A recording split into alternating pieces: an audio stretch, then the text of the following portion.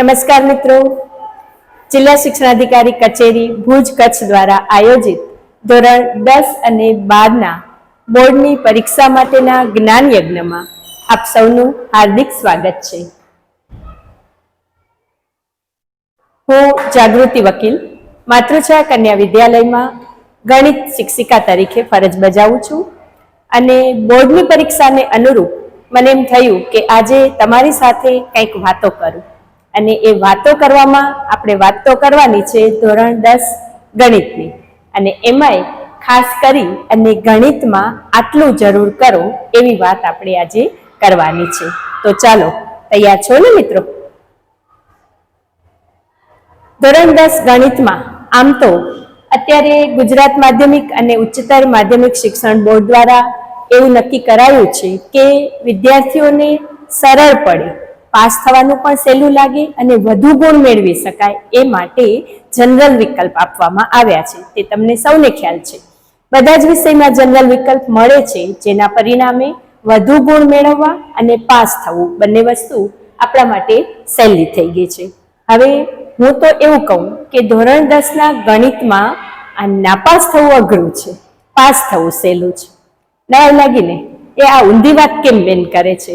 પણ મિત્રો, હમણાં હું જે તમારી સાથે વાત શેર કરવાની છું ને, ત્યારે જ્યારે મારી વાત પૂરી થશે ને ત્યારે તમે પણ એમ જ કહેશો કે ગણિતમાં પાસ થવું સહેલું છે, નાપાસ થવું અઘરું છે. અને એ માટે આપણે વાત કરવાની છે. આપણે અગાઉના વિડીયોમાં વાત તો કરી જ છે કે ગણિતનું માળખું શું છે, પ્રશ્નપત્ર કેવું છે, ગુણભાર કેટલા છે, દરેક પ્રકરણના ગુણભાર બધું જ તમે અગાઉના વિડીયોમાં જોઈ લીધું છે. તો આજે આપણે એવી વાત કરવી છે કે જેમાં ગણિતમાં માત્ર એટલું કરીએ કે જેના પરિણામે આપણે પાસ થઈ શકીએ. ક્યારેક એવું બનતું હોય કે કેટલાક વિદ્યાર્થીઓ આમાંથી એવા હશે કે જેને ગણિતનો ડર લાગતો હશે, કેટલાક વિદ્યાર્થીઓ આમાં એવા હશે કે જેને ગણિત કરવાની થોડીક આળસ આવતી હશે, અને હવે થોડોક ટાઈમ આપણી પાસે બાકી રહ્યો, 27 ફેબ્રુઆરીએ પરીક્ષા શરૂ થશે અને હવે મારી પાસે ટાઈમ બહુ ઓછો છે, હવે હું ગણિત બધું કેમ કરી લઈશ, કેવી રીતે પૂરું કરી લઈશ. કદાચ અગાઉ આપણને આળસ પણ આવી હોય અથવા કામ કરવાનું ન પણ ગમ્યું હોય, કોઈ જ ચિંતા નથી. પહેલી વસ્તુ તો એ કે તમે સ્ટ્રેસ મુક્ત થઈ જાઓ. આજે આ વિડીયો તમે જોશો ને પછી તો બિલકુલ તમે તણાવ મુક્ત થઈ જશો અને તમને મજા આવે એવી વાત કરવાની છે કે ગણિતમાં પાસ થવા માટે આપણે શું શું કરવું.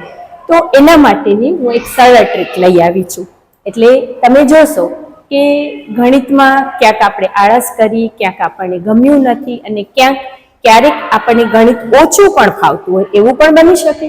દરેક વિદ્યાર્થી બધા વિષયમાં હોશિયાર ન હોય, પણ ગણિતમાં આપણે ખાલી પાસ થવું છે તો પહેલા આપણે કયા કયા પ્રકરણો કરશું એ વાત આપણે કરવાની છે. હવે પહેલા તો શું શું કરવું, કેવી રીતે કરવું એ માટે તમે બધા નોટ, પેન અને ગણિતની ચોપડી લઈને થઈ જાઓ તૈયાર. સરસ મજાની ટ્રીક આપવાની છું કે જેના પરિણામે તમે ગણિતમાં 100% પાસ થઈ જાશો. બરાબર છે? તો પહેલી વાત કરીએ, ગણિતમાં માત્ર પાસ થવા માટે આપણે પ્રથમ શું શું કરવું જોઈએ. હવે તમે બધા જાણો છો કે ગણિતમાં પાસ થવા માટે, મતલબ કોઈ પણ વિષયમાં 10મા ધોરણમાં પાસ થવા માટે દરેક પ્રશ્નપત્ર 80 ગુણનું હોય, એમાંથી આપણે 26 ગુણ મેળવવાના હોય. બરાબર? તો હવે આ જે 26 ગુણ છે એ માટે પહેલા આપણે શું કરશું? તો પહેલું કરશું પ્રકરણ 14 સંભાવના, જેના ગુણભાર છે 10, પણ હવે મેં કહ્યું ને કે જનરલ વિકલ્પ દરેકમાં છે, તો જનરલ વિકલ્પ સાથે એના 14 ગુણ છે. બરાબર? બીજી વાત કરીએ પ્રકરણ 13 આંકડાશાસ્ત્ર. આંકડાશાસ્ત્રના ગુણભાર છે 14, પણ જનરલ વિકલ્પ સાથે એનો ગુણભાર છે 16. અને ત્રીજું પ્રકરણ તમારે કરવાનું છે સમાંતર શ્રેણી, જેના ગુણભાર છે 8 અને જનરલ વિકલ્પ સાથે 13. આ ત્રણ પ્રકરણના કુલ ગુણ 32 થી 43 થાય. બરાબર? હવે કેવી રીતે 32 થી 43 સમજી ગયા ને? કે 10, 14 અને 8 ટોટલ 32, જનરલ વિકલ્પ સાથે 14, 16 અને 13, તો કુલ ગુણભાર થઈ ગયા 32 થી 43. બરાબર? હવે આ ત્રણ પ્રકરણ એવી રીતે તૈયાર કરવાના કે જેમાં ચોપડીમાં, સ્વાધ્યાયમાં અને ઉદાહરણમાં જેટલા પણ દાખલા આપ્યા છે એ બધા જ દાખલા ગણી ગણીને સારી રીતે બિલકુલ તૈયાર કરીએ. શું કામ? કેમ કે પહેલી વસ્તુ તો એ કે દાખલા ગણીને તૈયાર કર્યા હોય એટલે આપણે કોઈ ચિંતા ન રહે, આત્મવિશ્વાસ પણ આવી જાય અને નાની મોટી ભૂલો થાય તો એની બહુ ચિંતા કરવી નહીં. જરૂરી નથી કે આપણે 14મા પ્રકરણમાં પૂરેપૂરા 10 ગુણ મેળવીએ, પણ 10 માંથી કમસે કમ જેટલા વધુ મેળવી શકીએ એટલા. એ જ રીતે આંકડાશાસ્ત્ર અને એ જ રીતે સમાંતર શ્રેણી.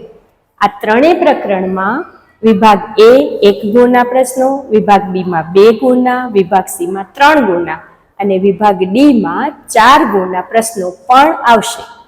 બરાબર ને?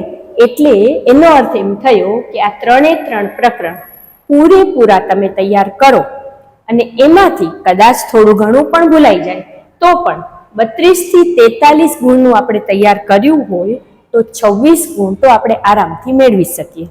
ચાલો, કદાચ તમે એમ કહો કે આટલું બધું 26 પણ 32 માંથી 26 નહીં આવે. ઓકે, ચાલો તો તમને હું બીજો વિકલ્પ આપું. એવું થઈ શકે કે આ 3 પ્રકરણ ઉપરાંત હવે સૌથી અગત્યની વાત, બરાબર ધ્યાનથી નોંધજો અને યાદ પણ રાખજો. પ્રકરણ 6 છે ત્રિકોણ, જેના માત્ર છે 4 ગુણ.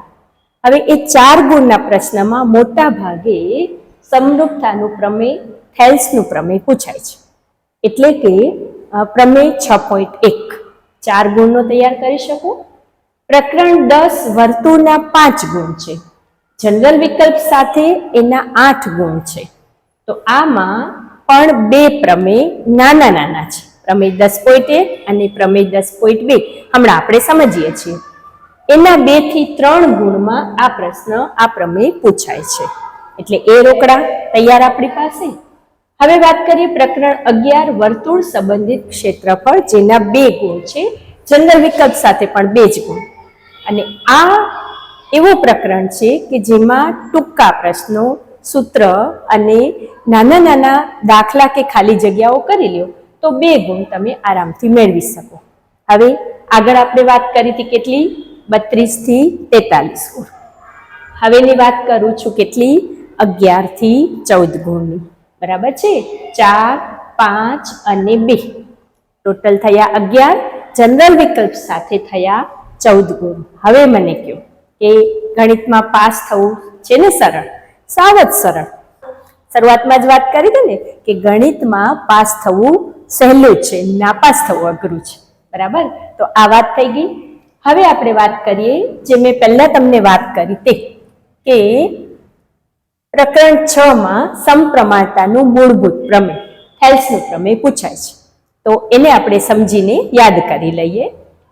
મોટાભાગે એવું હોય છે કે 4 ગુણનો પ્રશ્ન હોય અને એવું પૂછાય કે સમપ્રમાણતાનું મૂળભૂત પ્રમેય લખો અને સાબિત કરો, તો તમારે પહેલા એની પ્રતિજ્ઞા લખવી પડે, જેનો 1 ગુણ અથવા તો અડધો ગુણ હોય, પક્ષ સાધ્ય આકૃતિનો 1 ગુણ અને સાબિતીના બાકીના ગુણ હોય છે. પહેલા છે પ્રતિજ્ઞા. જો કોઈ રેખા ત્રિકોણની એક બાજુને સમાંતર હોય અને બાકીની 2 બાજુને ભિન્ન બિંદુઓમાં છેદતી હોય તો આ રેખા વડે તે બાજુઓનું સમાન ગુણોત્તરમાં વિભાજન થાય છે. હવે વાત કરીએ પક્ષ સાધ્ય અને આકૃતિનો 1 ગુણ. તો પહેલા આપણે આકૃતિને યાદ કરી લઈએ, એના આધારે તમે પક્ષ અને સાધ્ય લખી શકો. ત્રિકોણ એબીસી છે, રેખા બીસી એને સમાંતર રેખા એલ છે. અહીંયા એબી ના આવેલું બિંદુ પી છે, એસી ઉપર આવેલું બિંદુ ક્યુ છે, જેના પરિણામે એના 2 ભાગ થાય છે. એને આપણે એનો ગુણોત્તર સાબિત કરવાનો છે. એનો ગુણોત્તર સમાન છે, એપી ના છેદમાં બીપી બરાબર એક્યુ ના છેદમાં ક્યુસી. આ થઈ ગયો આપણો બીજો 1 ગુણ. પ્રતિજ્ઞા લખી દીધી 1 ગુણ, પક્ષ સાધ્ય આકૃતિ 1 ગુણ. હવે વાત કરીએ સાબિતીની. સાબિતીની શરૂઆત કરીએ. ધારો કે QM લંબ AB અને PN લંબ AC. અહીંયા હું QM AB ઉપર લંબ દોરું છું, PN AC ઉપર લંબ દોરું છું. હવે આપણે યાદ કરવાનું છે બીજું કે એની સાથે આપણે BQ અને QP ને પણ જોડી દઈએ છીએ. ત્રિકોણનું ક્ષેત્રફળનું સૂત્ર આપણે અગાઉ શીખી ગયા છીએ, 1/2 ગુણ્યા પાયો ગુણ્યા પાયા પરનો વેધ. અહીંયા જે પાયો બને છે AB અને પાયો બને છે AC. એના ઉપરના વેધની વાત કરીએ તો પહેલા હું લઉં છું ત્રિકોણ APQ. APQ એટલે ઉપરનો અડધો ત્રિકોણ, જેની ઉપર એક પાયો અને એક વેધ. કયો પાયો? તો AP, અને વેધ કયો? તો QM. તો 1/2 AP ગુણ્યા QM. હવે વાત કરીએ ત્રિકોણ PBQ ની. તો ત્રિકોણ PBQ માં 1/2 PB ગુણ્યા QM. અહીંયા PB જે છે એ વેધ પાયો બનશે અને એના ઉપરનો QM છે એ વેધ બનશે. બરાબર. હવે આ બે ત્રિકોણના ક્ષેત્રફળને આપણે ગુણોત્તર સ્વરૂપે દર્શાવીએ તો 1/2 અને 1/2 QM અને QM ઉડી જશે. બાકી આપણી પાસે વધશે AP ના છેદમાં PB. આને આપણે નંબર 1 આપી દેશું. એના પછી વાત કરીએ બીજા બે ત્રિકોણની. એક ત્રિકોણ લઈએ APQ. ફરી પાછું 1/2 AP ગુણ્યા QM. અહીંયા ફરી બીજો પાયો અને બીજા વેધની વાત કરીએ છીએ. ત્રિકોણ PBQ 1/2 PB ગુણ્યા QM. આને ગુણોત્તર સ્વરૂપે તમે દર્શાવો APQ અને PBQ. તો ફરી પાછું 1/2 અને 1/2 PN અને PN વેધ ઉડી જશે. AQ ના છેદમાં QC. આને હું આપી દઉં છું નંબર 2. હવે આમાં ખાસ યાદ રાખજો કે આ ત્રિકોણનો જે પ્રમેય છે એ પ્રમેયમાં ખાસ કરી અને જે વાક્ય છે એ વાક્યને આપણે ખાસ દર્શાવવાનું છે. ત્રિકોણ PBQ અને ત્રિકોણ PCQ સમાન પાયા PQ પર આવેલું છે. એક મુદ્દો અને બીજો મુદ્દો એના શિરોબિંદુને જોડતી રેખાખંડ BC એટલે કે એને રેખા BC કહી શકાય અને રેખા L સમાંતર રેખાઓની વચ્ચે આવેલા છે. આ બે મુદ્દા ખાસ લખવા જરૂરી. અહીંયા જો આ વાક્ય લખવાની આળસ કરશો કે ભૂલી જાશો તો એ વાક્યના પરિણામે તમારો અડધો અથવા તો 1 ગુણ કપાઈ શકે છે. બરાબર છે. એટલે હવે વાત થઈ જશે માટે ત્રિકોણ PBQ નું ક્ષેત્રફળ બરાબર ત્રિકોણ PCQ નું ક્ષેત્રફળ. આ બે ત્રિકોણ સમક્ષેત્ર થઈ જશે. હવે માટે આને આપણે નંબર 1 આપ્યો તો, આને નંબર 2 અને આને નંબર 3. તો 1, 2 અને 3 પરથી તમે એમ કહી શકો કે AP ના છેદમાં PB બરાબર AQ ના છેદમાં QC. તો આ વાત થઈ 4 ગુણની સમરૂપતાનું મૂળભૂત પ્રમેય. એના પછી આપણે વાત કરી કે બે પ્રમેય એવા છે વર્તુળના કે જે બહુ જ નાના નાના છે અને એ બંનેને લગભગ 2 થી 3 ગુણમાં પૂછાય છે. બરાબર. તો હવે વાત કરીએ પ્રમેય 10.1 વર્તુળનું પહેલું પ્રમેય. બરાબર. વર્તુળનો સ્પર્શક સ્પર્શ બિંદુમાંથી પસાર થતી ત્રિજ્યાને તે જ સમતલમાં લંબ છે.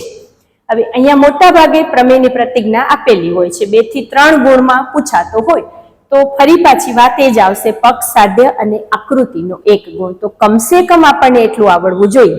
અગાઉ આપણે વાત કરી ને કે પૂરેપૂરો પ્રશ્ન આપણે ના આવડે તો કોઈ ચિંતા કરવાની જરૂર નથી. જેટલું આવડે એટલું આપણે લખી શકીએ, એના પણ આપણને ગુણ મળે. તો અહીં આપણો પક્ષ બનશે. આકૃતિમાં તમે જોઈ શકો છો O કેન્દ્રિત વર્તુળ છે. અહીંયા સ્પર્શક એટલે કે સ્પર્શ બિંદુ A છે. L રેખા એની સ્પર્શક બને છે. P બિંદુ બહારનું બિંદુ છે. તો રેખા L OR ને A બિંદુએ સ્પર્શે છે. આપણે સાબિત કરવાનું છે કે તેને લંબ છે. કોણ લંબ છે?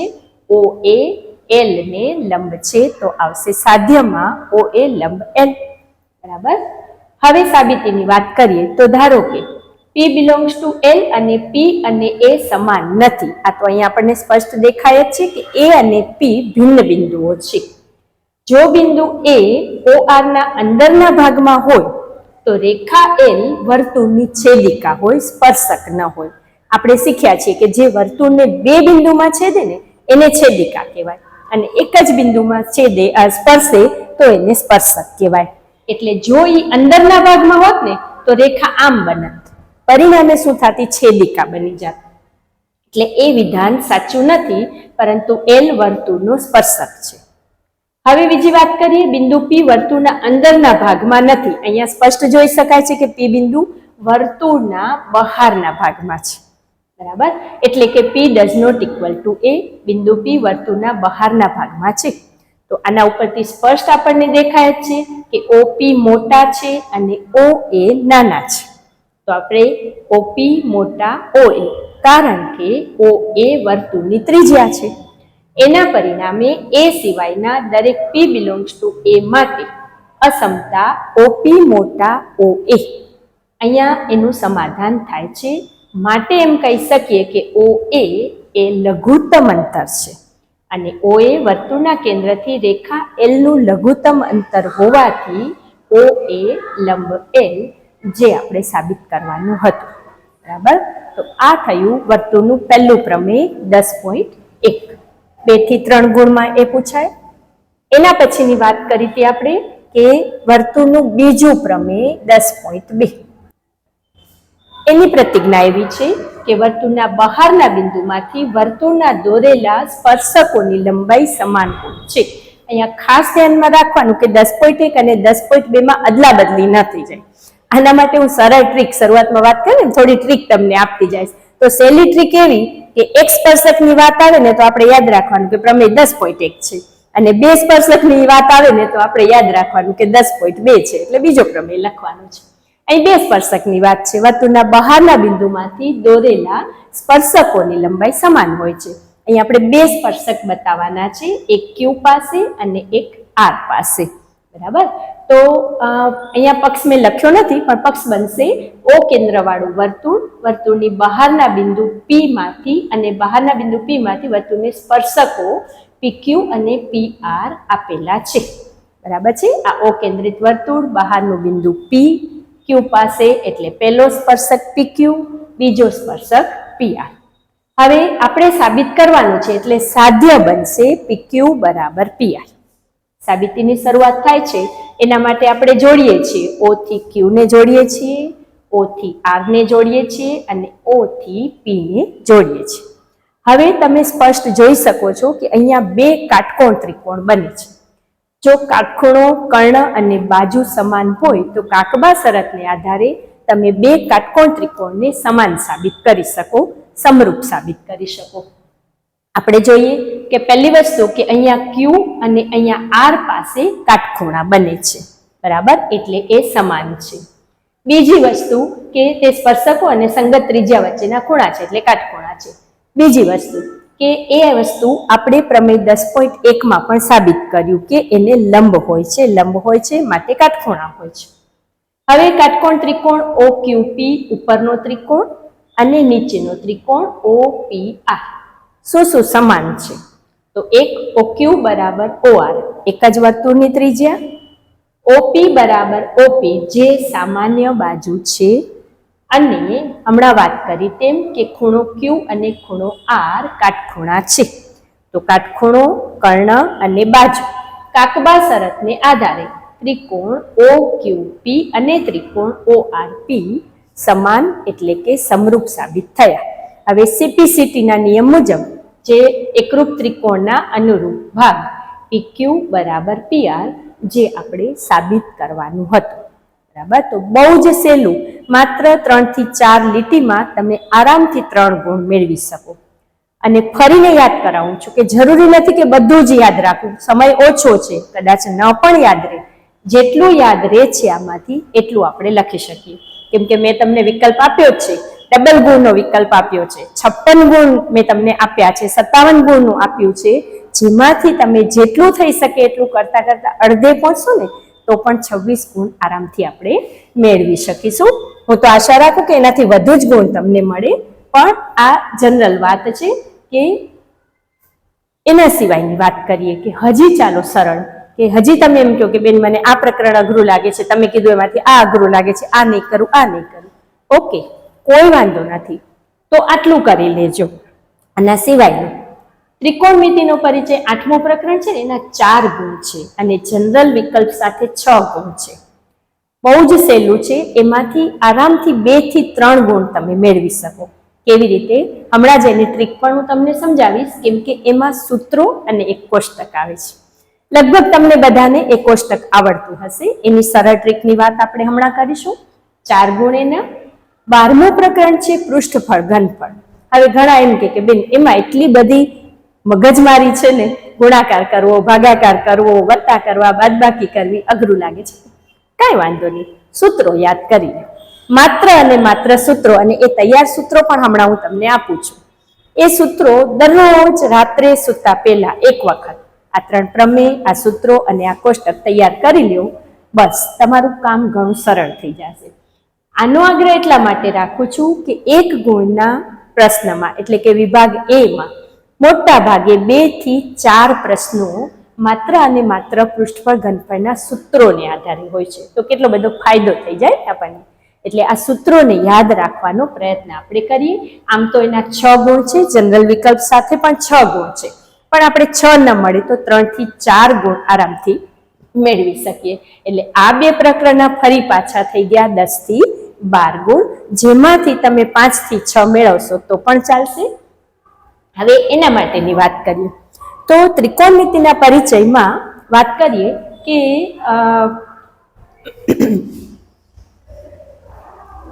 6 ગુણોત્તરો તમે શીખો છો: સાઇન, કોસ, ટેન, કોટ, સેક અને કોસેક. અહીંયા એ તો તમને આવડે છે કે સાઇન થીટા એટલે સામેની બાજુ ભાગ્યા કર્ણ, કોસ થીટા એટલે પાસેની બાજુ ભાગ્યા કર્ણ. આ સૂત્રને, આ કોષ્ટકને યાદ રાખવા માટે મુખ્ય વાત યાદ રાખવાની છે કે કોણ કોના વ્યસ્ત છે. બરાબર? તો ટેન થીટાનું સૂત્ર છે સાઇનના છેદમાં કોસ, અને કોટનું સૂત્ર છે કોસના છેદમાં સાઇન. તો ટેન અને કોટ એકબીજાના વ્યસ્ત છે. ક્યાં ઉપયોગમાં આવશે? હમણાં સમજાવું છું, અહીંયા કામ આવશે. એ જ રીતે કોસેક અને સાઇન એકબીજાના વ્યસ્ત છે, અને એ જ રીતે ત્રીજું યાદ રાખવાનું છે, સેક અને કોસ એકબીજાના વ્યસ્ત છે. હવે વાત કરીએ, જે મેં તમને કીધું કે સૌથી સરળ ટ્રીક હું તમને આપું છું કે આપણે ખબર છે કે ખૂણાના માપ છે એ આપણે લેવાના છે 0, 30, 45, 60 અને 90. ડન? સૌથી પહેલા આને ભૂલી જાઓ, આ આખું કોષ્ટક નીચેની વાતને ભૂલી જાઓ. શું લખવાનું છે પહેલા? તો તમારે પહેલા લખવાનું છે 0, 1, 2, 3 અને 4. શું લખશું સૌથી પહેલા? 0, 1, 2, 3 અને 4. સરળ ટ્રીક સાવ. બીજા સ્ટેપમાં દરેકના છેદમાં 4, 0ના છેદમાં 4, 1ના છેદમાં 4, 2ના છેદમાં 4, 3ના છેદમાં 4 અને 4ના છેદમાં 4. અને ત્રીજા સ્ટેપમાં એ દરેકને વર્ગમૂળમાં દર્શાવી દેવાનું. હવે એ વર્ગમૂળ કાઢી સાદું રૂપ આપશો ત્યારે જે પહેલી કિંમત મળશે એ મળશે સાઇનની. 0ના છેદમાં 4 નું વર્ગમૂળ મતલબ 0 છે એટલે જવાબ મળશે 0. 1ના છેદમાં 4, 1 નું વર્ગમૂળ 1 અને 4 નું વર્ગમૂળ 2. સાઇન મળી ગયા 30 1ના છેદમાં 2. 2ના છેદમાં 4 એને તમે ઉડાડો તો 1ના છેદમાં 2. 1 નું વર્ગમૂળ 1 પણ 2 નું વર્ગમૂળ ન મળે માટે વર્ગમૂળ 2 એમનેમ રહેશે. 3ના છેદમાં 4 તો 3 નું વર્ગમૂળ ન મળે એટલે વર્ગમૂળમાં 3, 4 નું વર્ગમૂળ મળશે 2. 4ના છેદમાં 4 બંને ઉડી જશે એટલે જવાબ મળશે 1, વર્ગમૂળ 1 એટલે જવાબ મળ્યો 1. હવે જોજો, આમાં કોઈ એવો પ્રશ્ન ન કરતા કે આ નિયમ ક્યાંથી આવ્યો. હો, આ આપણી ખાનગી વાત છે, કોઈ નિયમ નથી. સરળ ટ્રીક તમને યાદ રાખવા માટેની છે. તો હવે એવું કરવાનું છે કે કોસ એ લખવા માટે અહીંયાથી ઉલટી બાજુએ લખતા જવાનું છે. છેલ્લી કિંમત 1 છે તો કોસમાં 1, વર્ગમૂળ 3 છેદમાં 2 તો અહીંયા વર્ગમૂળ 3 છેદમાં 2, 1ના છેદમાં 2 એમ તો અહીંયા 1ના છેદમાં 2. અને જ્યારે પણ 0 આવશે ત્યારે યાદ રાખવાનું કે અહીંયા 0 છે તો અહીંયા 0, પણ કોઈ 0 કોઈ સંખ્યાના છેદમાં આવે તો એ અવ્યાખ્યાયિત બની જાય. ક્યારે ઉપયોગમાં આવશે? હવે એની વાત આવશે. આપણે અગાઉ શીખ્યા એમ કે સાઇનનો વ્યસ્ત છે, કોસનો વ્યસ્ત છે અને ટેનનો પણ વ્યસ્ત છે. તો બસ હવે તમારું કામ થઈ ગયું સહેલું. તમારે માત્ર પહેલી 3 સ્ટેપ યાદ રાખવાના. 3 સ્ટેપને આધારે તમને સાઇન મળી ગયો, સાઇનના આધારે તમે કોસ લઈ લીધો. હવે તમારે શું કરવાનું છે? દરેકના વ્યસ્ત કરવાના છે. વ્યસ્ત કરતા તો આપણને આવડે, શીર્ષાસન કરાવવાનું છે. બરાબર? તો સાઇનનો વ્યસ્ત કોણ છે? કોસેક. કોસનો વ્યસ્ત છે સેક. કોટનો વ્યસ્ત છે ટેન. તો અહીંયા આપણે સાઇનના છેદમાં કોસ એટલે ટેન એવું અહીંયા આપણે શીખ્યા છે. તો સાઇનના છેદમાં કોસ એટલે ટેન તમે લખી શકો. બરાબર? એ જ રીતે જ્યારે તમને કોસ લખવો છે તો કોનો વ્યસ્ત છે? સેકનો. એક ઉદાહરણથી તમને સમજાવી દઉં. કોસ 1 છે તો 1 નો વ્યસ્ત પણ કેટલો થઈ જશે? 1. વર્ગમૂળ 3 છેદમાં 2 છે તો એનો જવાબ કેટલો થઈ ગયો? 2 ના છેદમાં વર્ગમૂળ 3.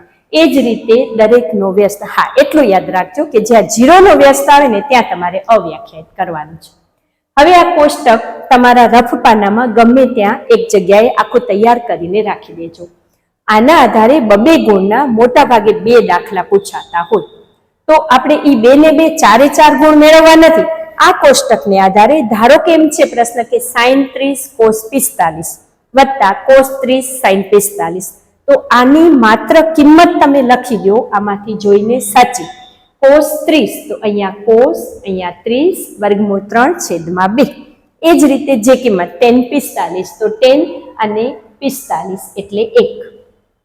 સાચી માત્ર કિંમત તમે લખી તો 2 માંથી 1 ગુણ તમને આરામથી મળી શકે. મને ખબર છે આમાંથી ઘણા બધા એમ કહેશે કે બેન પછી એને સાદું રૂપ આપવું ને એ અઘરું પડે છે, તો છોડી દો, કોઈ વાંધો નહીં.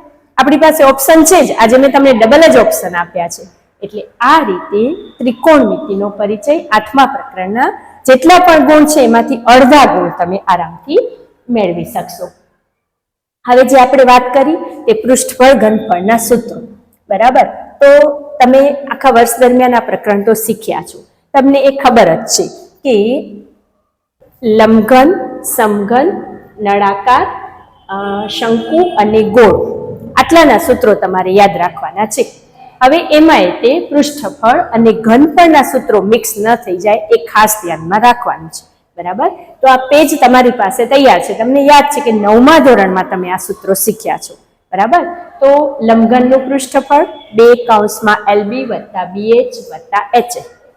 સમઘન જેની 6 બાજુઓ હોય તો 6a નો વર્ગ. નળાકારની વક્ર સપાટીનું ક્ષેત્રફળ 2πrh. નળાકારની કુલ સપાટીનું ક્ષેત્રફળ તો 2πr કૌંસમાં h વત્તા r. એ જ રીતે શંકુની વક્ર સપાટીનું ક્ષેત્રફળ πrl. અને જો શંકુની કુલ સપાટીનું પૂછાય તો πrl વત્તા πr વર્ગ. હવે ગોળાની વાત કરીએ તો ગોળાનું ક્ષેત્રફળ વક્ર સપાટીનું ક્ષેત્રફળ 4πr વર્ગ. અને ગોળાની અર્ધાની વાત કરીએ તો અર્ધગોળાની વક્ર સપાટીનું ક્ષેત્રફળ 2πr વર્ગ. 4 ના અડધા એટલે 2 થઈ જાય. લંબઘનનું હવે વાત છે અહીંયા 9 સુધી જે છે એ છે ક્ષેત્રફળની વાત. હવે વાત આવે છે ઘનફળની. લંબઘનના ઘનફળ લંબાઈ ગુણ્યા પહોળાઈ ગુણ્યા ઊંચાઈ. સમઘનનું ઘનફળ તો a નો ઘન. નળાકારનું ઘનફળ તો πr²h. શંકુનું ઘનફળ 1/3 πr²h. ગોળાનું ઘનફળ 4/3 πr ઘન. અને અગાઉ વાત કરી એમ કે ગોળાનો અર્ધગોળો થઈ જાય તો 4 ના અડધા એટલે 2/3 πr ઘન.